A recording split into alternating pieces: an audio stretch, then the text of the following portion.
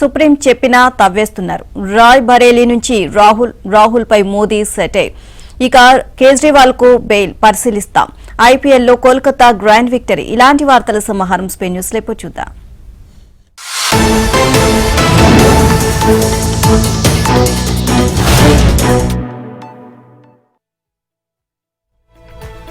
జగన్ ప్రభుత్వం తెచ్చిన land titling చట్టంతో రైతులకు ఎలాంటి రక్షణ ఉండదని టీడీపీ అధినేత చంద్రబాబు స్పష్టం చేశారు. దాని ద్వారా ఈ సీఎం ప్రజల భూమిని ఇతరులకు తాకట్టు పెడతాడు అని అమ్మేస్తాడు అని ధ్వజమెత్తారు. ఈ చట్టం రైతుల మెడకు ఉరితాడు వంటిది అని తక్షణం దానిని రద్దు చేయాలని డిమాండ్ చేశారు. లేకపోతే టీడీపీ కూటమి అధికారంలోకి రాగానే రద్దు చేస్తామని అన్నారు. తొలి సంతకం మెగా డీఎస్సీ పైన, రెండో సంతకం టైటిలింగ్ చట్టం రద్దుపైనే పెడతాము అని స్పష్టం చేశారు. ఇక ప్రజాకళంలో భాగంగా ప్రకాశం జిల్లా పొదిలి, నెల్లూరులో జరిగిన భారీ బహిరంగ సభలో జనసేనాని పవన్ కళ్యాణ్ తో కలిసి ఆయన ప్రసంగించారు.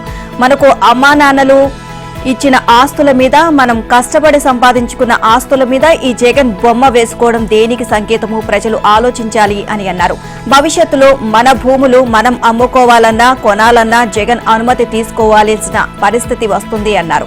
ఇక ఆ విధంగా జగన్ ల్యాండ్ గ్రాబింగ్ చట్టం తయారు చేశారు అని చంద్రబాబు మండిపడ్డారు. భవిష్యత్తులో 10-1 అడంగల్ పాస్ పుస్తకాలు ఏమీ ఉండవు అన్నారు. ఇక వీటిని కొనాలన్నా అమ్మాలన్నా జగన్ అనుమతి కావాలి అని తెలియజేశారు. ఇక ఈ ఫోటోల పిచ్చోడు చివరకు జనం ముఖాలపై కూడా తన బొమ్మ వేయాలంటాడేమోనని ఎద్దేవి చేశారు. ప్రజలకు వారసత్వంగా వచ్చిన భూములు, పాస్ పుస్తకాలు, సర్వే రాళ్లపైన ఆయన బొమ్మలు ఎందుకు అని ఆగ్రహాన్ని వ్యక్తం చేశారు. వైసీపీ ప్రభుత్వం యువతను గంజాయి మత్తుకు బానిస చేసింది అని జనసేన అధ్యక్షుడు పవన్ కళ్యాణ్ అన్నారు. రాష్ట్ర భవిష్యత్తుకు ఈ ఎన్నికలు ఎంతో కీలకమని ఆలోచించి ఓటు వేయాలని పిలుపునిచ్చారు. ఏలూరు జిల్లా కైకలూరులో నిర్వహించిన విజయభేరి సభలో పవన్ ప్రసంగించారు. భవన నిర్మాణ కార్మికుల కోసం గళమెత్తిన పార్టీ జనసేన అని తెలియజేశారు. కూటమి ప్రభుత్వం అధికారంలోకి రాగానే ముఠా కూలీలకు ప్రత్యేక కార్పొరేషన్ ఏర్పాటు చేస్తామని హామీ ఇచ్చారు. ప్రజలు భయపడకుండా బతకాలి అన్నదే తన కోరిక అన్న పవన్ సమస్యల పరిష్కార బాధ్యత కూటమి ప్రభుత్వం తీసుకుంటుంది అని భరోసా ఇచ్చారు. వైసీపీ పాలనలో 112 మంది జర్నలిస్టులపై దాడులు జరిగాయని, 430 కేసులు నమోదు చేశారని అన్నారు. మీడియాను కట్టడి చేసేందుకు జీవో నెంబర్ 1 తీసుకొచ్చారు అని అన్నారు.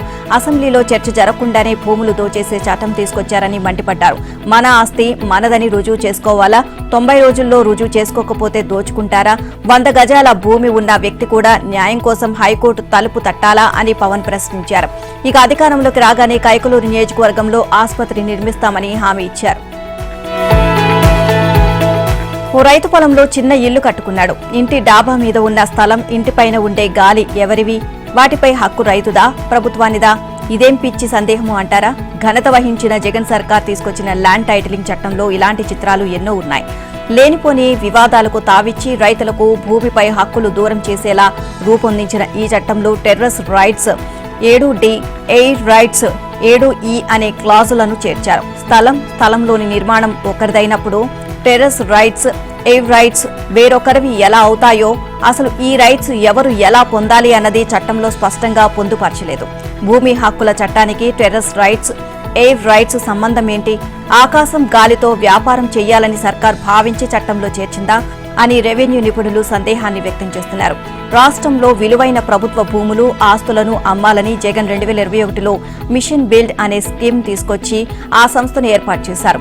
అమ్ముకునేందుకు R&B, రెవెన్యూ, పర్యాటక, పోలీస్, పంచాయతీరాజ్ తదితర శాఖల భూములు, ఆస్తులను సిద్ధం చేశారు. అయితే దీనికి హైకోర్టు బ్రేకులు వేయడంతో విలువైన ప్రభుత్వ భూములు మిగిలిపోయాయి. ఇది విఫలం కావడంతో నాటి జగన్ మిషన్ ఈసారి టైటిల్ చట్టం రూపంలో మరో సరికొత్త మిషన్ తీసుకురాబోతోంది. టైటిల్ చట్టం పేరిట సర్వం తన నియంత్రణలోకి తీసుకునేలా సిద్ధం చేశారు. ప్రజల ఆస్తులను కొట్టేసేందుకు జగన్ పెద్ద కుట్ర చేశాడు అని టీడీపీ జాతీయ ప్రధాన కార్యదర్శి లోకేష్ ఆరోపించారు. తాత ముత్తాతలు ఇచ్చిన ఆస్తులు, పాస్బుక్లపై జగన్ ఫోటో వేయించుకుని ఆస్తులు కొట్టేసేందుకే ల్యాండ్ టైటిల్ యాక్ట్ తెచ్చారు అని ఆరోపించారు. రాష్ట్రాన్ని అప్పులమయం చేసి ప్రభుత్వ స్థలాలు, సచివాలయాలు, అసెంబ్లీ, చివరికి మనం నడిచే రోడ్లను కూడా జగన్ తాకట్టు పెట్టేశాడు అని అన్నారు. నంద్యాలలో నిర్వహించిన యువగళం సభకు లోకేష్ హాజరయ్యారు. ఈ సభకు యువతీ యువకులు భారీగా తరలివచ్చారు. యువతతో లోకేష్ ముఖాముఖి నిర్వహించారు. యువత అడిగిన పలు ప్రశ్నలకు సమాధానమిచ్చారు.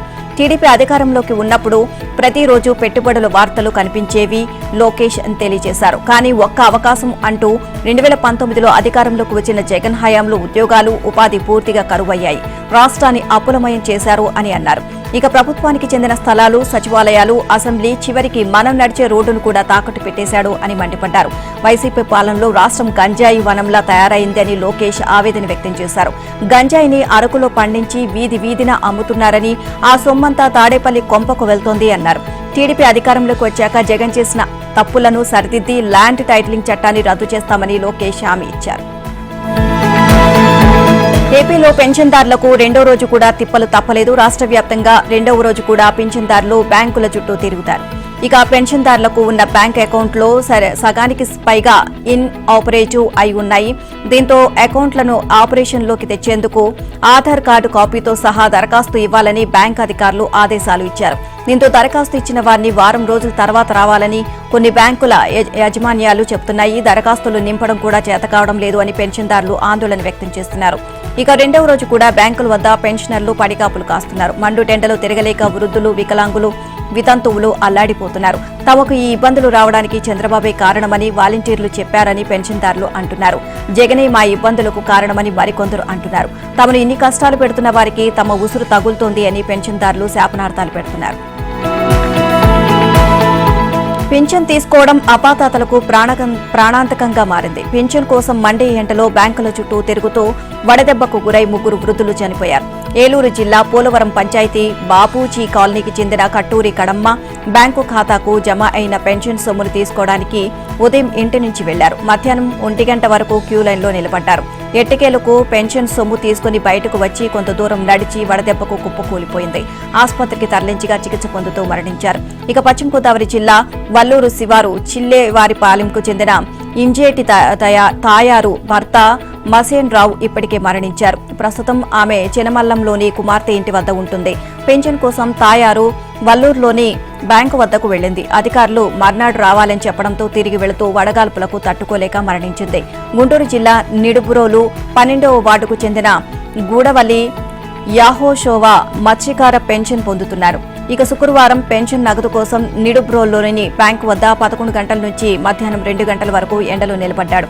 మర్నాడు రావాలని అధికారులు చెప్పడంతో వెనుతిరిగారు. అన్ని గంటల పాటు ఎండలో పడిగాపులు కాయడం వల్ల బాగా నీరసపడిపోయిన యహోషోవా బ్యాంకు వద్దే స్పృహ తప్పి పడిపోయాడు. ఆసుపత్రికి తరలించగా అక్కడ చికిత్స పొందుతూ మృతి చెందాడు. ఏపీలో పింఛన్దారుల మరణాలన్నీ ప్రభుత్వ హత్యలేనని టీడీపీ అధినేత చంద్రబాబు ధ్వజమెత్తారు. రాష్ట్రంలో 1.5 లక్షల మంది సచివాలయ ఉద్యోగులు ఉన్నారని, ఒక్కో ఉద్యోగి 40 మందికి పింఛన్ ఇచ్చినా ఇంటింటికి వెళ్లి ఇచ్చే అవకాశం ఉంది అన్నారు. కానీ అలా చేయకుండా సచివాలయానికి రమ్మని చెప్పి అక్కడ కూడా ఇవ్వకుండా పండుటాకుల్లాంటి ముసలివాళ్లను బ్యాంకుల చుట్టూ తిప్పుతూ నరకం చూపిస్తున్నారు అని ఆగ్రహాన్ని వ్యక్తం చేశారు. వైసీపీ రాజకీయ కుట్రలో సీఎస్ భాగం కావడం దారుణమని అన్నారు. కూటమి ప్రభుత్వం రాగానే నెలకు 4,000 పింఛన్ ఇంటి వద్దే ఇచ్చే బాధ్యత తమదేనని హామీ ఇచ్చారు. రాష్ట్రంలో పింఛన్ల పేరుతో వృద్ధుల ప్రాణాలతో జగన్ ప్రభుత్వం చెలగాటమాడుతోంది అని AP PCC chief YS Sharmila Reddy ఆగ్రహాన్ని వ్యక్తం చేశారు. వృద్ధులను ఒక్కో నెల ఒక్కో రకంగా వీధుల్లో కీడ్చి పొట్టను పెట్టుకుంటున్నారు అని మండిపడ్డారు. వైసీపీ నవరత్నాలు నవ సందేహాలుగా మారాయని, ఉద్యోగులు పడుతున్న కష్టాలు అన్ని ఇన్ని కావు అని తెలియజేశారు. వైఎస్ సీఎంగా ఉన్నప్పుడు ఉద్యోగులకు ఫ్రీడమ్ ఇవ్వడంతో పాటు కలుపుకుపోయేవారని గుర్తు చేశారు. మరి ఆయన బిడ్డ జగన్ చిన్నచూపు చూస్తున్నారని విమర్శించారు. బహిరంగంగా బొత్స లాంటి వారు బెదిరించడం ఏంటని షర్మిల ప్రశ్నించారు. ప్రభుత్వ ఉద్యోగులు అసంతృప్తితో ఉన్నారని, వారి గొంతు నొక్కడం సరికాదు అన్నారు. ఓపీఎస్ కోసం పోరాడుతున్నా ఇవ్వడం లేదు అన్నారు.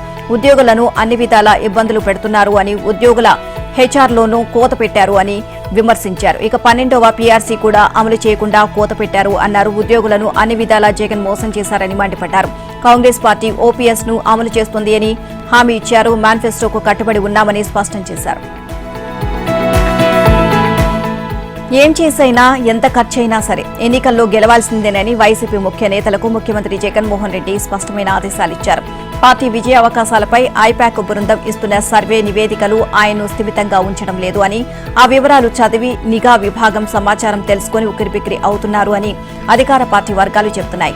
ఐపాక్ నిఘా వర్గాల సూచనలతో నర్సాపురం సభ జరగడానికి ఓ గంట ముందు కీలక నేతలు, ఎమ్మెల్యే, ఎంపీ అభ్యర్థులతో జగన్ ప్రత్యేకంగా సమావేశమయ్యారు. విశ్వసనీయ వర్గాల సమాచారం ప్రకారం ల్యాండ్ టైటిలింగ్ యాక్ట్ అమలుపై ప్రజల్లో ఉన్న భయాందోళనలు అధికార పక్షం తలరాతని మార్చేసేలా ఉంది అన్న భయం సీఎంలో కనిపించింది. అసలు ఈ చట్టమే లేదని మంత్రి బొత్స సత్యనారాయణ, ఇది కేంద్రం తెచ్చిన చట్టమని ఇంకో మంత్రి ధర్మాన ప్రసాదరావు, ఎట్టి పరిస్థితుల్లోనూ ఈ చట్టాన్ని జగన్ అమలు చేసి తీరుతారని మరో మంత్రి పెద్దిరెడ్డి రామచంద్రారెడ్డి స్పష్టం చేయడంతో తమ భూములను వైసీపీ నేతలు స్వాహా చేస్తారని, హక్కులన్నీ కోల్పోతాము అన్న భయం జనంలో మరింత పెరిగింది. ఇదే ఇప్పుడు వైసీపీకి పెనుముప్పు కానుంది అని నిఘా వర్గాల ద్వారా జగన్ కు తెలిసింది.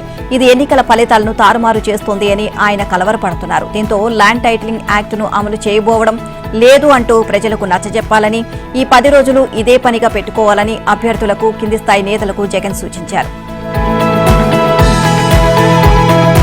ఓటు అనే ఆయుధంతో వైసీపీ ప్రభుత్వం ప్రజాకంటక రాక్షస పాలనను సాగనంపాలి అని రాజమహేంద్రవరం లోక్సభ కూటమి అభ్యర్థి దగ్గుపాటి పురంధేశ్వరి అన్నారు. శుక్రవారం టీడీపీ, జనసేన, బీజేపీ ఎమ్మెల్యే అభ్యర్థి ముప్పిడి వెంకటేశ్వరరావుతో కలిసి ఆమె తూర్పుగోదావరి జిల్లా చాగల్లు మండలంలో ఎన్నికల ప్రచారాన్ని నిర్వహించారు. ఈ సందర్భంగా నెలటూరులో ఆమె మాట్లాడారు. విద్వేషం, విధ్వంసం తప్ప రాష్ట్రంలో అభివృద్ధి జరగలేదు అన్నారు. గోదావరిలో ఇసుకను అక్రమంగా తవ్వి పర్యావరణానికి ఇబ్బంది కలిగించడంతో పాటు ఉభయ గోదావరి జిల్లాలను కలిపే వంతెనలకు ప్రమాదాలను తెచ్చిపెట్టారు. ప్రతి పనిలోనూ అవినీతి పెరిగిపోయింది అని మండిపడ్డారు. గ్రామాల్లో పర్యటిస్తుంటే రోడ్లు అధ్వానంగా ఉన్నాయని, రాష్ట్రంలో ప్రజల కనీస అవసరాలు, వారి సమస్యలను కూడా తీర్చలేని అసమర్థ ప్రభుత్వాన్ని గద్దెదించాలి అన్నారు. అభివృద్ధి, మెరుగైన పాలన కోసం కూటమి అభ్యర్థులను గెలిపించాలి అని పురంధేశ్వరి కోరారు. ఏపీ మంత్రి ఆర్కే రోజాకు నగరి నియోజకవర్గంలోని వైసీపీ ప్రముఖ నాయకులు జలకిచ్చారు. శ్రీశైలం ఆలయ మాజీ చైర్మన్ రెడ్డివారి చక్రపాణి రెడ్డితో పాటు 50 మంది కీలక నాయకులు పార్టీకి రాజీనామా చేస్తున్నట్లు ప్రకటించారు. పార్టీ రాష్ట్ర కార్యదర్శి లక్ష్మీపతిరాజు, జెడ్పీటీసీ మురళీధర్ రెడ్డి, ఎంపీటీసీలు, సర్పంచులు శుక్రవారం తిరుపతి ప్రెస్ క్లబ్లో మీడియాతో మాట్లాడారు. నియోజకవర్గంలో రోజా సోదరుల పెత్తనం విపరీతంగా పెరిగింది అని, దీంతో ప్రజలు, వైసీపీ నాయకులు ఇబ్బందులు ఎదుర్కొంటున్నారు అని చెప్పారు. ఎమ్మెల్యేగా, మంత్రిగా అవినీతి అక్రమాలకు రోజా కేర్ ఆఫ్ అడ్రస్ గా నిలిచారు అని విమర్శించారు. తీవ్ర ఆవేదనతో 5 మండలాలకు చెందిన వైసీపీ ఇన్ఛార్జీలు రాజీనామా చేస్తున్నట్లు ప్రకటించారు. వైసీపీ కోసం ఎంత కష్టపడినా గుర్తింపు ఫలితం లేకుండా పోయింది అని ఆవేదన వ్యక్తం చేశారు. ఇక ఏపీఐఐసీ భూముల్లో జరిగిన అవినీతిపై సమగ్ర విచారణ జరిపించాలని డిమాండ్ చేశారు. వడమాలపేట టోల్గేట్ వద్ద స్థలాలను రోజా కబ్జా చేయడాన్ని ప్రశ్నించినందుకే తమపై కక్ష కట్టారు అని తెలియజేశారు. సీఎం రిలీఫ్ ఫండ్లోనూ రోజా కమిషన్లు దండుకున్నారు అని ఆరోపించారు. చంద్రముఖిలా మారిన రోజాను ఓటు అనే ఆయుధంతో నగరి నుంచి తరిమికొట్టాలి అని ప్రజలకు పిలుపునిచ్చారు. వారంతా రేపు టీడీపీలో చేరుతున్నట్లు ప్రకటించారు. మచిలీపట్నం అసెంబ్లీ నియోజకవర్గం వైసీపీ అభ్యర్థి మాజీ మంత్రి పేర్ని నాని తనయుడు పేర్ని కిట్టుపై హత్యాయత్నం కేసు నమోదైంది. మరో 5 వైసీపీ కార్యకర్తలపైన పోలీసులు ఇదే కేసు నమోదు చేశారు. మచిలీపట్నంలో జనసేన కార్యకర్త కర్రి మహేష్ కుటుంబ సభ్యులపై దాడి చేసి ఆ ఇంట్లోని మహిళ పుస్తెల తాడు లాగేసి కొట్టిన ఘటనలో పోలీసులు కేసు నమోదు చేశారు. ఘటన జరిగిన సమయంలో ప్రచార వాహనంలో ఉండి వైసీపీ కార్యకర్తలు దాడి చేసేలా ప్రోత్సహించారు అన్న బాధితుల ఫిర్యాదుపై పేర్ని కిట్టును ఈ కేసులో A1 గా పేర్కొన్నారు. ఇక దాడి ఘటనలో పాల్గొన్న వైసీపీ కార్యకర్తలు చిలకలపూడి గాంధీ, చిలంకుర్తి వినయ్, సీనయ్య, ధనబాబు, లంకే రమేష్ ను నిందితులుగా పేర్కొంటూ కేసు నమోదు చేశారు. ఈ కేసులో పేర్ని కిట్టు మినహా మిగిలిన 5 అరెస్ట్ చేసి మచిలీపట్నం 2వ అదనపు మెజిస్ట్రేట్ కోర్టులో హాజరుపరిచారు. ఇరు వర్గాలు ఘర్షణ పడుతున్న సమయంలో జనసేన కార్యకర్తలు కర్రి మహేష్, మరో 3 తనను కులం పేరుతో దూషించారని వైసీపీకి చెందిన నాగలక్ష్మి ఇచ్చిన ఫిర్యాదు చేశారు. ఇక దీంతో కర్రి మహేష్ పై కూడా పోలీసులు SC/ST అట్రాసిటీ కేసు నమోదు చేశారు.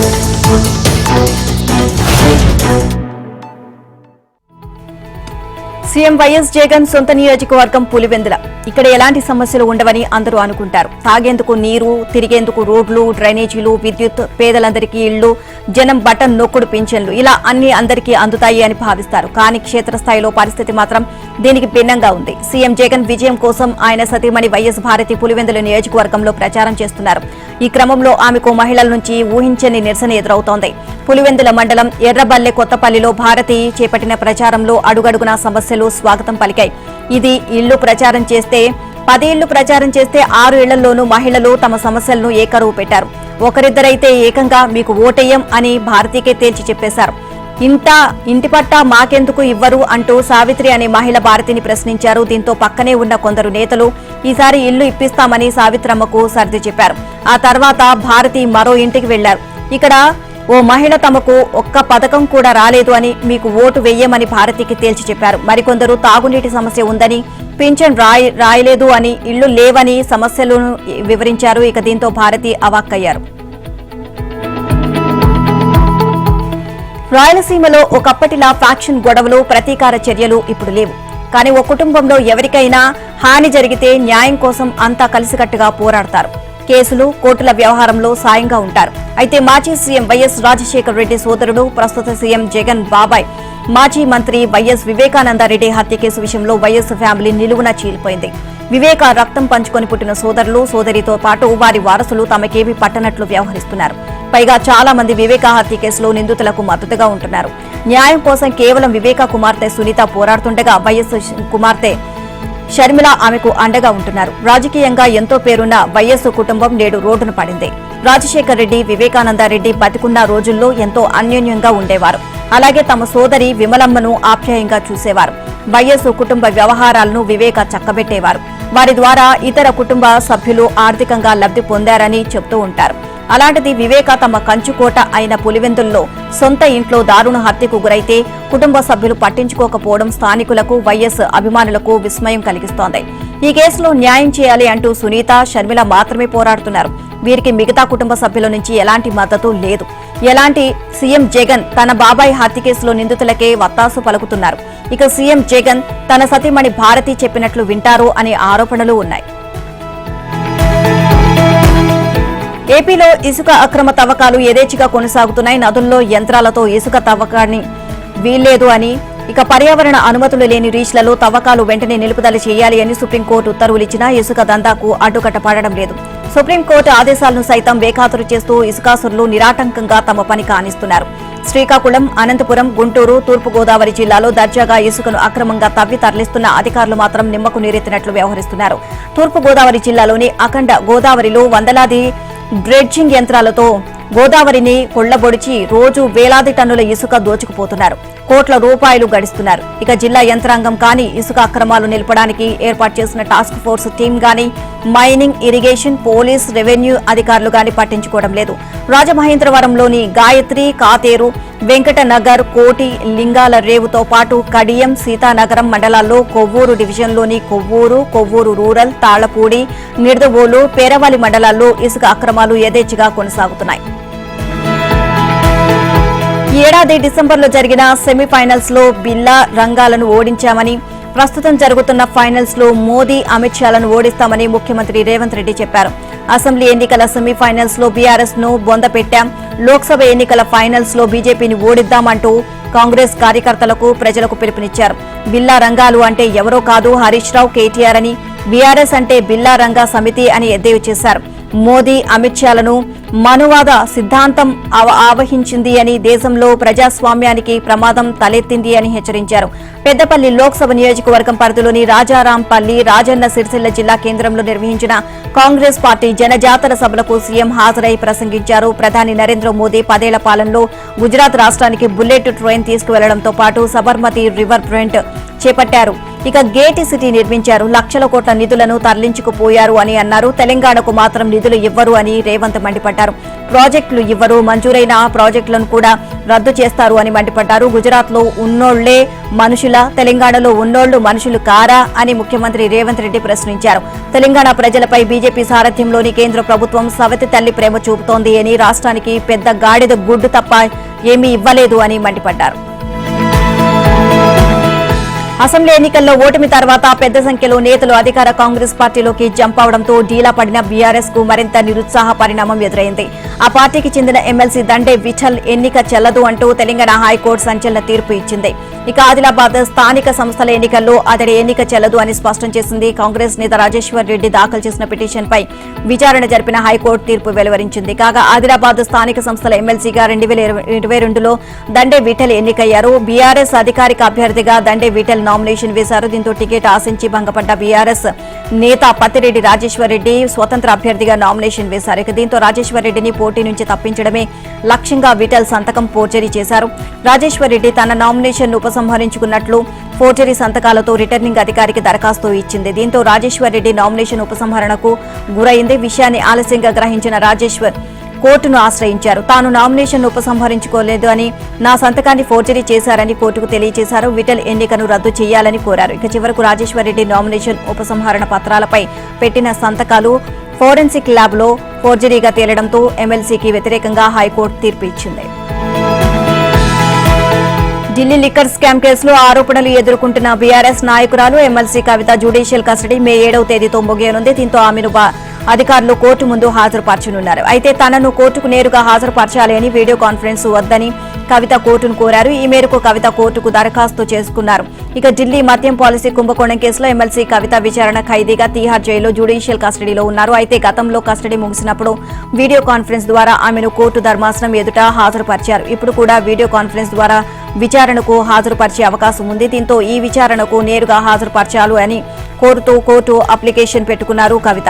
ఈ కేసులో కవిత అరెస్ట్ అయినప్పటి నుంచి రౌస్ ఎవెన్యూ కోర్టు 4 సార్లు కస్టడీని పొడిగించింది. కవిత అభ్యర్థనపై న్యాయస్థానం ఎలాంటి నిర్ణయం తీసుకుంటుందో వేచి చూడాలి. దేశవ్యాప్తంగా సంచలనం సృష్టించిన రోహిత్ వేముల సూసైడ్ కేసులో కీలక మలుపు తిరుగుతోంది. రోహిత్ ఆత్మహత్యకు ఎవరు కారణం కాదు అని పోలీసులు హైకోర్టును నివేదిక సమర్పించారు. ఈ కేసు శుక్రవారం తెలంగాణ హైకోర్టులో విచారణ జరగగా ఆధారాలు లేవని కేసు క్లోజ్ చేశారు. దీంతో దేశవ్యాప్తంగా ఉన్న పలు యూనివర్సిటీల్లో విద్యార్థులు ఆందోళనకు దిగారు. దీంతో తెలంగాణ పోలీస్ శాఖ ఈ కేసు విషయంలో కీలక నిర్ణయం తీసుకుంది.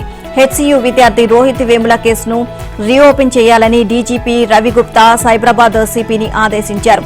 రోహిత్ వేముల కేసు పునర్విచారణ చేయాలని పోలీసులు నిర్ణయించుకున్నారు. ఈ క్రమంలో కేసు పునర్విచారణకు అనుమతి ఇవ్వాలని తెలంగాణ హైకోర్టును రాష్ట్ర పోలీస్ శాఖ పిటిషన్ దాఖలు చేయనుంది. 2016 జనవరిలో హైదరాబాద్ సెంట్రల్ యూనివర్సిటీలో రోహిత్ వేముల ఆత్మహత్య చేసుకున్నాడు.